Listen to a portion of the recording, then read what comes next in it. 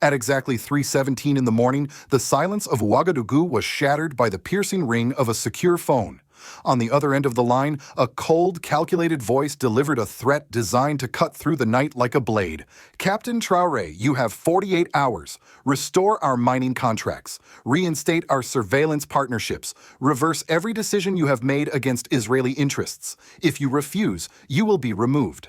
It wasn't an army marching across borders. It wasn't an election being manipulated. It was a phone call, an ultimatum that tried to topple a president of Africa in the dead of night. A faceless power believed that intimidation could undo sovereignty, that a single man's resolve could be broken by words whispered in the dark. But they underestimated the man who answered. President Ibrahim Traoré, once a fighter in the Sahel, now the chosen leader of Burkina Faso, did not hesitate. His reply was sharp, unwavering. I do not negotiate with extortionists. I do not kneel before bullies. And I will never abandon my people because a foreign power demands it. In that moment, the threat turned into a mistake, a spark that would ignite not fear, but defiance. This is not just the story of one phone call. It is the story of what happens when an African leader refuses to bow, when a nation chooses dignity over submission, and when an ultimatum meant to divide instead unites millions. It is the beginning of the 48 hours that shook Africa and forced the world to pay attention. So I ask you, what would you have done if you were given 48 hours to surrender your country's future? Please share this story if you believe that sovereignty cannot be negotiated, and subscribe if you agree that the truth matters more than the headlines. Because what happened in those 2 days was not just a crisis, it was the birth of a new chapter in Africa's fight for independence. The clock had barely struck 4 when President Ibrahim Traoré summoned his most trusted officials to the crisis table. Sleep still clung to their eyes, but the urgency of his voice burned it away. Around him sat the Minister of Defense, the head of intelligence, and the Foreign Affairs advisor. On the table, a small black recorder waited. With a steady hand, Traoré pressed play. Out of its tiny speaker came the same chilling voice that had cut through the night demands, threats, and veiled promises of removal. The words echoed in the room, heavy and undeniable. When the recording ended, silence followed. Not the silence of disbelief, but the silence of men and women weighing the gravity of history pressing down upon them. The Minister of Defense spoke first, his voice blunt. This is not about contracts. This is regime change. This is the script before intervention. The head of intelligence added grim confirmation.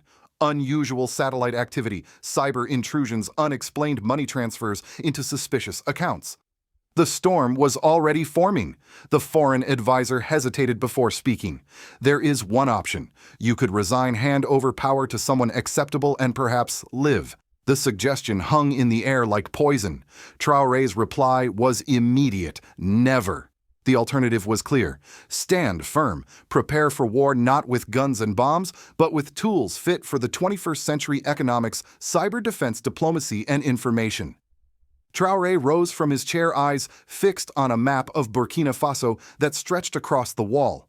A small, landlocked country of 22 million, no nuclear weapons, no massive army. All they had was resolve. Sometimes he told them refusal itself was power. Then he began to act. One by one, he picked up the secure phone. His first call reached Caracas. President Maduro, Israel has demanded my resignation. I refuse. The second rang through to Tehran. Tell your supreme leader they want me to surrender. I will not. The third connected him to Moscow. President Putin. This is an attempted coup by ultimatum. And the fourth traveled across the world to Beijing. President Xi Jinping will need economic support when Western investment evaporates. Each call was not just an appeal. It was a declaration that Burkina Faso would not face this storm alone. His cabinet watched in silence, witnessing a turning point. For the first time, their leader was weaving together a survival network, political asylum if needed, cyber protection, military assistance, new trade channels. Yet Traoré knew something vital. No alliance mattered if his own people were not ready to resist with him. History had taught him that no president survives an ultimatum without the backing of the street. As dawn broke, the ultimatum was no longer a secret whispered in offices. It was on the airwaves. Israeli media boasting of their pressure had broadcast it first. Local stations across Burkina Faso seized the story. By sunrise, every farmer, teacher, and merchant knew. By noon, crowds were already forming before the gates of the presidential palace. They carried signs that read Traore stays. Our minerals are not Israeli property. Africa does not take orders. Some wrote with poetry, 48 hours, try 48 years. What was meant as intimidation had become fuel for resistance. The ultimatum intended to isolate him, but instead it bound the people closer to him. In those first hours, Traore had transformed a phone call into a national movement. And as the sun climbed higher over Ouagadougou, the world began to take notice. What was once a secret threat between two governments had become a public confrontation with global consequences. The stage was set. The next 36 hours would determine not only the fate of a president, but the dignity of a continent. By the 30th hour of the ultimatum, the standoff had spilled beyond the palace walls. The news, first leaked by Israeli media and then repeated endlessly across Burkina Faso's radio stations, had ignited the streets. What was intended to intimidate the president now enraged the nation. Thousands gathered in Ouagadougou, chanting into the night, "Traore stays. Our sovereignty is not for sale." Banners waved high above the crowd, "We are not vassals. We are Burkina Faso." The ultimatum had ceased to be a private threat. It had become a public test of national dignity. At the 36th hour, the real assault struck. The head of intelligence stormed into the president's office, his face grave. "Sir, we are under full-scale attack. Banking networks buckled under coordinated cyber offensives. Citizens checking their accounts found balances erased, payments blocked. The power grid flickered. Whole neighborhoods plunged into darkness. Encrypted communications channels were jammed, leaving officials scrambling for alternative signals. Worst of all, social media exploded with fabricated videos showing ministers resigning, doctored documents of Traore's supposed corruption, and clips falsely portraying him fleeing the capital. It was psychological warfare, a coup in the digital age. But Traore's team had prepared. Backup banking systems came online, keeping salaries and critical payments flowing. Distributed generators kept hospitals lit and water pumps running. Cyber teams dismantled forged videos within minutes, exposing the fraud. Every fabricated bank record was debunked before panic could spread. Still, the barrage was relentless. Western media headlines mirrored the campaign, authoritarianism rising in West Africa, populist recklessness in Burkina Faso. The assault was not just on Traore, but on the very legitimacy of African independence. Then came the unexpected twist. Instead of collapsing, Burkina Faso found allies rushing to its side. From Bamako, the president of Mali declared, "If they remove you for refusing their contracts, they can remove us all. We will respond together." From Niamey, Niger's parliament passed a resolution condemning foreign interference. Ghana called for an emergency session of the African Union. Chad put its military command on alert, activating mutual defense protocols. For decades, Africa had struggled to act as one voice. Yet in those tense hours, Netanyahu's ultimatum had done what years of diplomacy could not. It united the continent. At the 40th hour, the streets of Ouagadougou swelled with even greater force. Hundreds of thousands now filled the boulevards, their chants echoing across the capital. Africa does not bow. Elderly women held placards painted by their grandchildren. Students marched with drums. Even soldiers stood among civilians not as rulers, but as compatriots. Inside the palace, Traore received one more call. The same cold voice, now less sharp, warned, "You have 18 hours left. Spare your people the suffering." His response was calm but resolute. "Prime Minister, you forgot to ask my people if they wanted another president. And from what I hear beneath my window, they are quite satisfied with the one they have. That crowd outside is not a shield. It is the storm you have awakened." The line went dead, but the message was clear. The ultimatum was backfiring. Instead of breaking him, it was forging an unshakable bond between leader and nation. By the 42nd hour, Africa itself had entered the stage. Mali, Niger, Ghana, Chad, and others began coordinating a continental response. The ultimatum was no longer a bilateral matter. It was becoming a continental cause. For the first time in modern memory, African leaders were not waiting for the West's permission to act. They were declaring that an attack on one was an attack on all. As the deadline crept closer, it was no longer Israel's ultimatum alone. It had become a symbol of everything Africa had endured: coercion, exploitation, humiliation. But in resisting, Burkina Faso had turned humiliation into defiance, defiance into unity, and unity into power. And at the 45th hour, the phone rang again, but this time it was not a threat. It was a plea. At the 48th hour, as the last seconds of the ultimatum ticked away, President Ibrahim Traoré stepped onto the balcony of the presidential palace. He carried no written speech, no teleprompter, only his voice and the roar of the people filling the streets. His words were simple but thunderous. 48 hours ago, a foreign power ordered me to abandon my post. Tonight, I am still here. You are still free. And Burkina Faso still belongs to the Burkinabe people. The crowd erupted, their cheers echoing across Ouagadougou like rolling thunder. But Traoré raised his hand, calling for silence.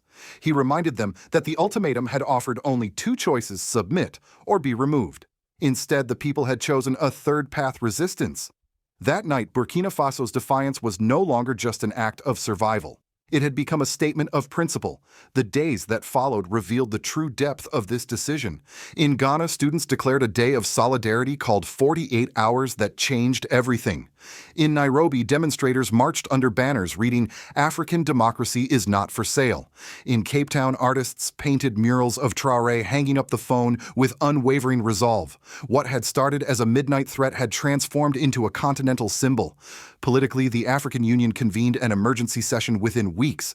For the first time in its history, the AU passed a resolution condemning all ultimatums directed at democratically elected governments.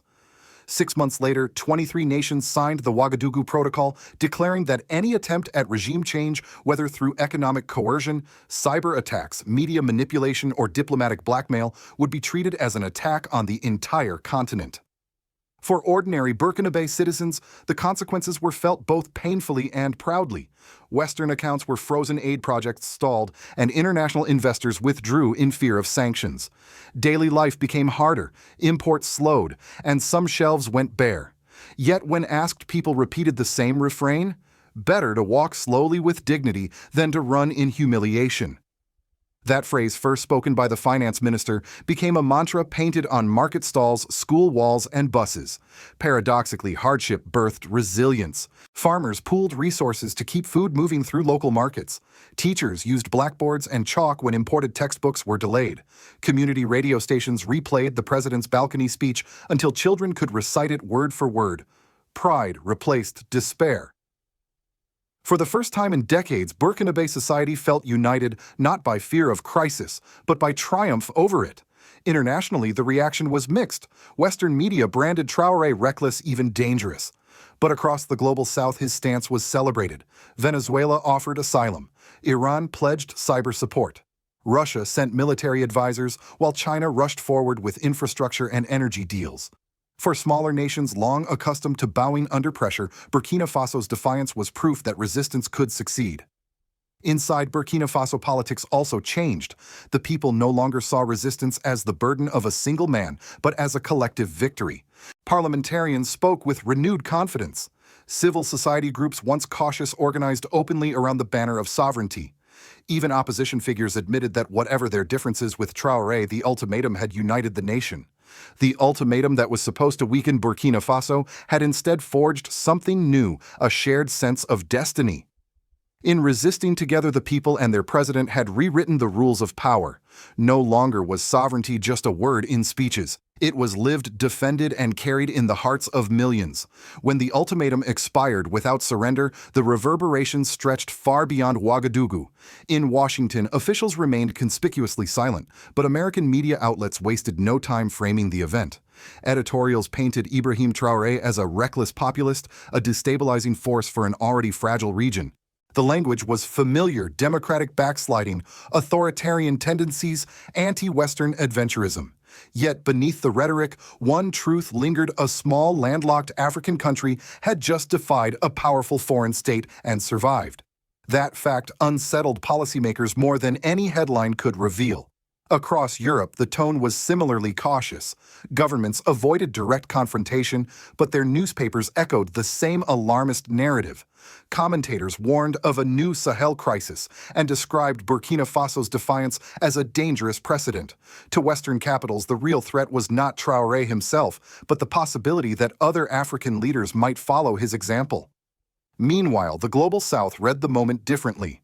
From Caracas, President Maduro praised Burkina Faso's courage and offered political asylum should Traore ever need it. In Tehran, Iran's cyber units pledged to shield Burkinabe networks from further intrusion. Moscow dispatched security advisors while Beijing accelerated negotiations for infrastructure projects and trade deals. For these nations, the defiance in Ouagadougou was not recklessness, but resilience proof that Western pressure could be resisted with dignity. Then came a gesture few anticipated. Sarah Cohen, a 32-year-old Jewish-American journalist from New York, requested an audience with Traore. She brought with her more than just questions, a petition signed by over 50,000 Jewish individuals worldwide, including rabbis from Brooklyn Holocaust survivors in Montreal and peace activists in Tel Aviv. Their message was clear: what Netanyahu attempted is not Judaism. It is not our values. It is colonialism disguised in our name, and it brings us shame. That meeting reframed the conflict. It was no longer Israel versus Burkina Faso nor West versus Africa. It was about two models of power, one built on coercion and ultimatums, the other rooted in shared dignity and sovereignty. Cohen's words resonated deeply. We know what it means to be told we do not belong in our own home. No nation has the right to inflict that pain on another. In the United States, the story began to ripple among ordinary citizens. African diaspora communities, particularly African Americans, drew inspiration from Traore's stance. Activists in New York and Atlanta shared his speeches, framing them as echoes of civil rights struggles. Commentators asked uncomfortable questions. Why does America support governments that dictate terms abroad while preaching democracy at home? Could it be that Africa's call for dignity was a mirror America did not want to face globally? The impact was unmistakable. In Latin America, leaders from Bolivia to Nicaragua invoked Burkina Faso's defiance in their own speeches against foreign interference. In Asia, commentators in independent media outlets suggested that Africa was becoming a new pole in the multipolar world. And within Africa itself, the idea of coordinated sovereignty gained momentum. Discussions on a continental currency, an African internet backbone, and regional security alliances moved from theory into planning. For Washington and its allies, the dilemma was sharp. To punish Burkina Faso further risked deepening Africa's resentment. To ignore it risked encouraging more defiance. The middle ground, cautious criticism without decisive action, revealed the limits of Western leverage. The lesson was clear. The ultimatum had not only failed, it had backfired spectacularly. What began as a midnight threat in Ouagadougou had triggered a conversation stretching from American universities to Latin American parliaments, from Middle Eastern think tanks to African village squares. Burkina Faso, once dismissed as a minor player, had forced the world to confront a dangerous question: what happens when Africa says no and survives? As the dust of those 48 hours settled, one truth became undeniable: the ultimatum that was meant to break Burkina Faso had instead awakened Africa. For the first time in decades, a nation had stood its ground and emerged not in ashes, but in dignity. And dignity is contagious. Within months, the African Union adopted resolutions against ultimatums. Within a year, the Ouagadougou Protocol bound 23 nations to defend one another against political, economic, or cyber coercion. The ripple effect was unstoppable. Yet beneath the triumph, a warning remains. Powers that rely on intimidation do not surrender their tools easily. What happened to Burkina Faso may happen again in Mali, in Niger, in Ghana, or elsewhere. The form may change: financial strangulation, information, warfare, diplomatic isolation. But the intention will remain the same: to remind Africa of its place. That is why the memory of those 2 days cannot fade.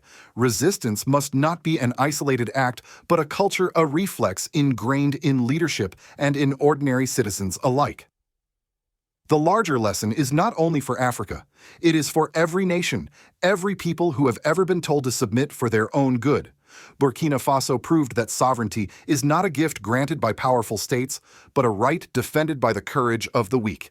It showed that a small country with no nuclear arsenal, no vast wealth, and no powerful patrons can still redefine the balance of power with one word: no. And the question now is not whether Ibrahim Traoré survived those 48 hours. History has already answered that. The question is whether Africa, and indeed the world, will carry that defiance forward. Do you think President Ibrahim Traoré's resistance marked the beginning of a new African century? Or was it just one defiant spark in a storm still gathering? Please share this story if you believe that dignity matters more than convenience. Comment below with your thoughts. Should we continue to trust President Ibrahim Traoré, or is it time to prepare for a successor who will carry his vision? And subscribe if you believe that the truth is more important than the headlines. Because in the end, the greatest lesson of those 48 hours is simple threats lose their power when people stop believing in them. But dignity, once defended, becomes unstoppable